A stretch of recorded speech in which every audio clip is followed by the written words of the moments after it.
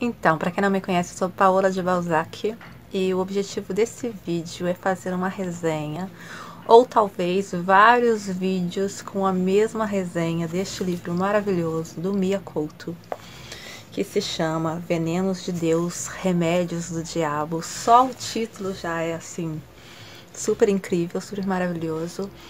E por que eu pretendo me aprofundar bastante nesse livro? É porque há muitas pessoas que têm dificuldade em ler certos autores, seja porque são autores clássicos ou porque são autores premiados, né? No caso, Mia Couto é um autor premiadíssimo. Elas têm essa dificuldade porque elas pensam assim, os autores clássicos ou os autores premiados são livros difíceis de ler.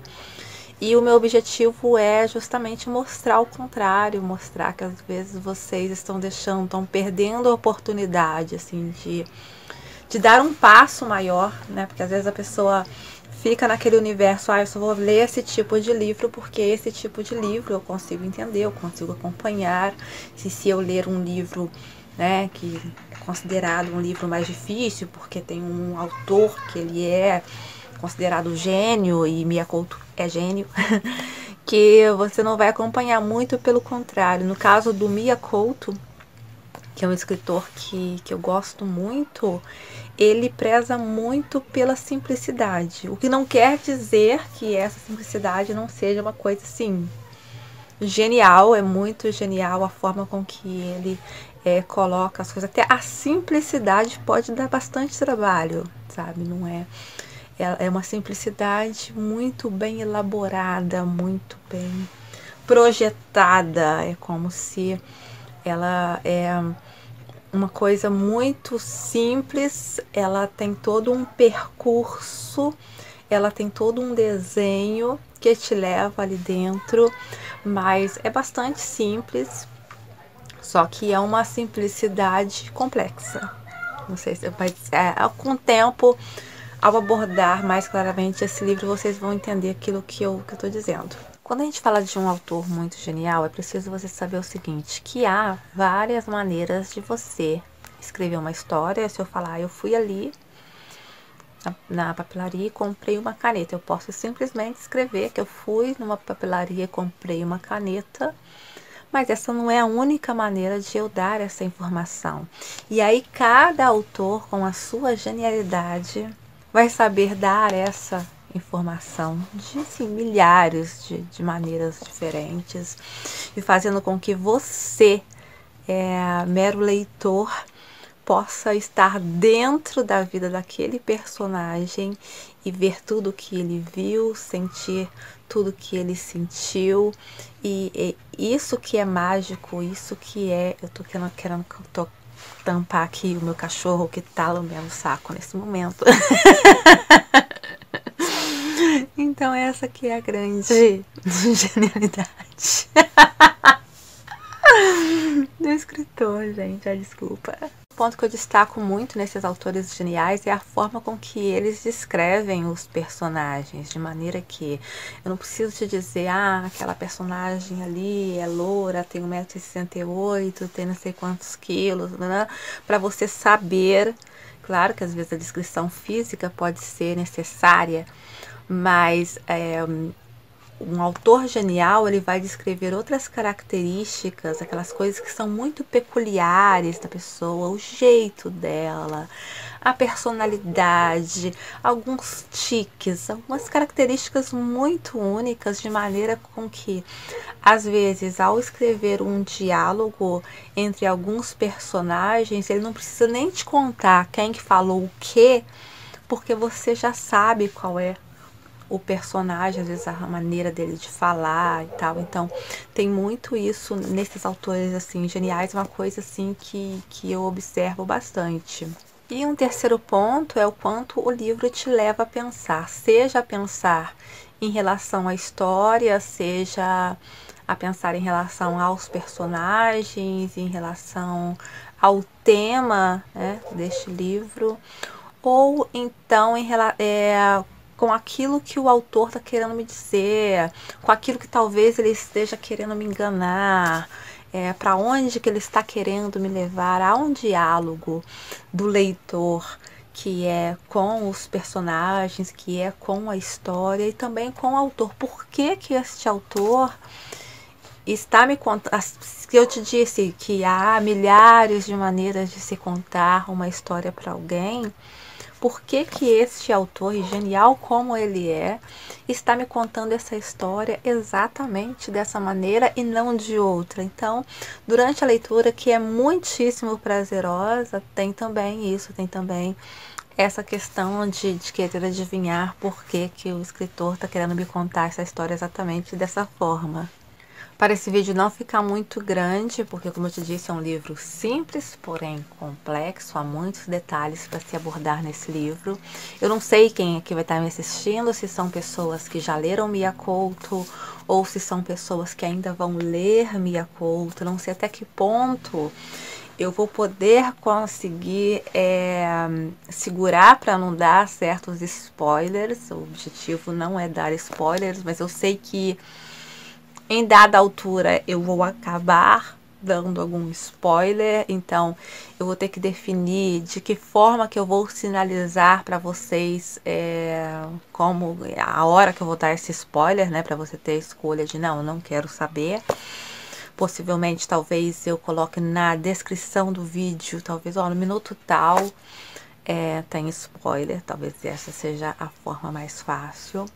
Mas, como eu disse, é um livro simples, mas é também um livro muito complexo. Então, o vídeo, ao falar desse livro, vai ficar, assim, muito, muito grande, eu imagino, né? Porque eu quero ir profundamente nesse livro. Então, este vídeo inicial, este vídeo número 1, eu prefiro que ele seja uma introdução a este livro, Venenos de Deus, Remédios do Diabo. O que que nós podemos falar? Vou ler aqui na orelha. Aqui tá o Mia, tá? O Mia Couto. Eu não consigo parar de rir sempre que eu lembro do Mia Couto, do Jô Soares, de alguém contando uma piada assim a respeito de terem confundido o Mia Couto com o Chuck Norris. Mas para quem não conhece o Mia Couto, então eu vou ler aqui o que tá uma breve apresentação do Mia. Mia Couto nasceu na Beira, Moçambique, em 1955. Foi jornalista. É professor, biólogo, escritor. Está traduzido em diversas línguas. Entre outros prêmios e distinções, de que se destaca a nomeação por um júri criado para o efeito pela Feira Internacional do Livro do Zimbábue, de Terra Sonâmbula, como um dos 12 melhores livros africanos do século XX.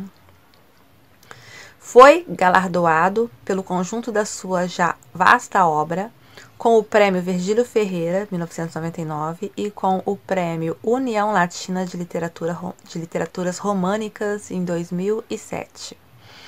Ainda em 2007, foi distinguido com o Prêmio Passo Fundo Safari e Bourbon de Literatura pelo seu romance O Outro Pé da Sereia. Quando eu vou ler Mia Couto, o que eu penso, em primeiro lugar, é nas palavras inventadas. Não apenas as palavras inventadas, a mistura dessas palavras, são palavras misturadas, é uma característica muito forte do Mia Couto. E eu penso também no regionalismo, penso em como ele é bom de Sabe aquela pessoa, vamos distinguir de maneira muito clara o Mia Couto, sabe aquela pessoa quando você vai pra roça e que vai te contar um causo?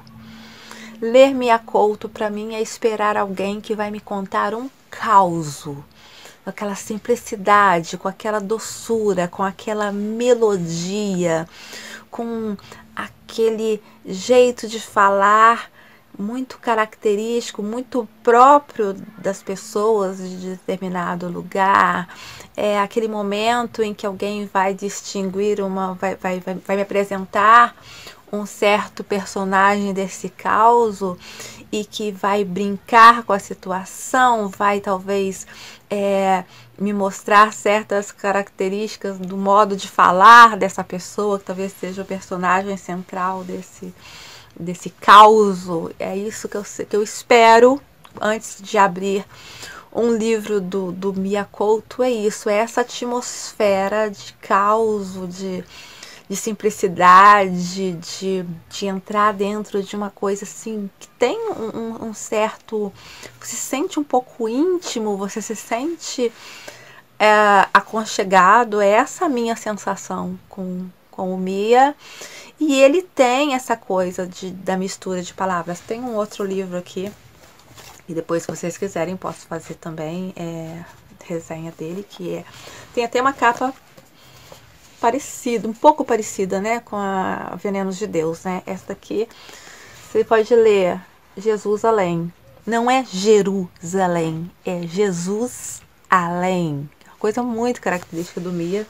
E este aqui foi o primeiro livro do Mia que eu li, que é Histórias Abençonhadas. Não é histórias abençoadas, é abençonhadas, abençoadas com sonhadas, né? Essa mistura que é sempre o que eu espero do Mia, e que assim é sempre muito inteligente. Ele sempre brinca, como se estivesse ali brincando com as palavras, e ele brinca com as palavras de maneira muito inteligente, muito criativa e também de forma muito alegre. Pelo menos é o que eu mais noto nele. Então, para finalizar essa introdução, essa breve apresentação, né, ao livro Venenos de Deus, Remédios do Diabo, olha aqui, as minhas anotações estão aqui dentro. Eu sou aquela pessoa que não arrisca livro. Eu não consigo. Para mim é como se eu estivesse machucando o livro. Para mim, o livro, enquanto obra de arte, né, porque ele foi impresso, né, porque eles são várias cópias, mas para mim ele ainda como um todo é uma obra de arte. Então eu me sinto muito mal se eu rabiscar alguma coisa. Então o que eu faço, eu vou fazendo várias anotações, né, no papel, e anoto a página onde eu fui, né, onde eu encontrei aquilo, e às vezes o número do parágrafo, às vezes anoto uma frase inteira, e é assim que eu faço. Então, qual é, para finalizar esse vídeo de introdução a este livro, o que é que eu quero deixar para vocês? Eu quero deixar uma reflexão sobre essa história, que é um médico, ele vai conhecer uma moça, vai se apaixonar, vai ter um trelelê com ela, e de repente ele decide ir para a África para encontrar com seu grande amor. Porém, ele vai chegar lá e ela não vai estar lá. O que eu gosto muito de analisar o livro colocando as coisas, como o objetivo é simplificar, não é? Então eu gosto de colocar as coisas na nossa realidade. Você deixaria a sua vida, deixaria tudo para trás, para aí você, por mais apaixonado que você esteja, você iria para um outro país para encontrar uma pessoa que você considera que é um grande amor, uma grande paixão, sem ter certeza que vai encontrar essa pessoa lá? Ou vai que você tenha até essa esperança, essa expectativa de encontrá-la lá? O que você faz se você chega nesse lugar e você não encontra essa pessoa? Você seria a tal pessoa capaz, tipo, de largar a sua vida para ir atrás desse grande amor, sem saber se esse grande amor vai estar lá? E por que esse grande amor não está lá? São coisas que a gente vai se perguntando durante o livro. Por que a Deolinda não está lá? E se ela não está lá, onde ela está? Será que ela está morta? Será que ela está viva? Será que ela tem algum motivo para não se encontrar com ele? Sabe, são várias perguntas. Então, eu quero deixar essa para vocês. Se vocês deixariam algo para se encontrar com alguém que é o grande amor, o grande paixão de vocês, se vocês largariam tudo. Mas há uma coisa assim, porque é muito fácil, por exemplo, você largar tudo e ir para a Europa. Mas eu tô falando de você largar tudo e ir para um país na África onde não tem internet, onde na história não tem telefone, onde a comunicação, até para chegar uma carta, é a coisa mais difícil, onde tudo é escasso, onde tudo é difícil. Então eu deixo essa pergunta e no próximo vídeo a gente já começa a, a abordar essa questão, a abordar mais mesmo profundamente neste livro, Venenos de Deus, Remédios do Diabo. Tchau, tchau, até já e siga o canal, tá?